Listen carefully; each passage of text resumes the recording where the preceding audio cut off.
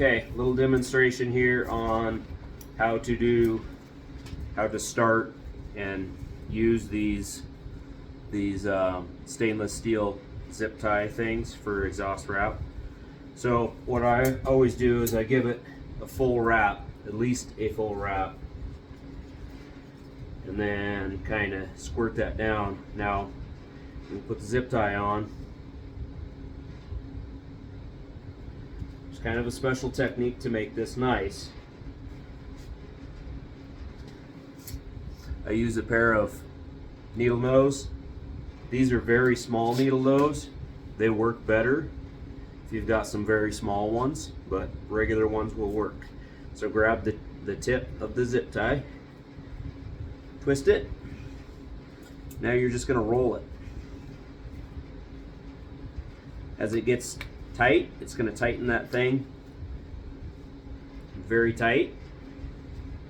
I'm going to make sure that it doesn't slip off of your stuff here like that just did.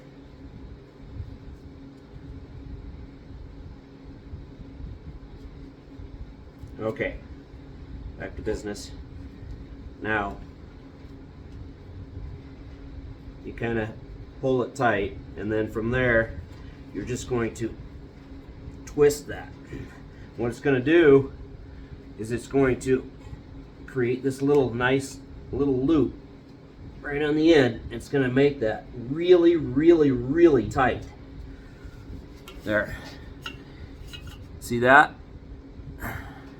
Nice little loop there. Now, what I'll do,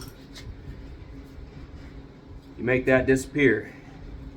If you put that little loop down on the underside of the pipe, you'll never even see that it's there. It looks like there's no start. Now this fiberglass, this is just for demonstration, so I don't have this fiberglass wetted, so it's not going to lay down as nice. Now what I do is I do 50% over, so you've got a little line here, down under here. You can't see it on the camera, but there'll be a line where the last layer sticks up, and just follow that. That way, basically, you've got 2 layers of this stuff at all times. That seems to be the best that I've found to make it work. Now, once you get to the end, you're going to do the same exact thing with that tie, except for that one's not going to get covered back up. And that's your end point. And that nice little loop makes it look really nice. It makes it super tight, and it's just nice. You don't have no jagged end or anything. It's just it's the right way to do it.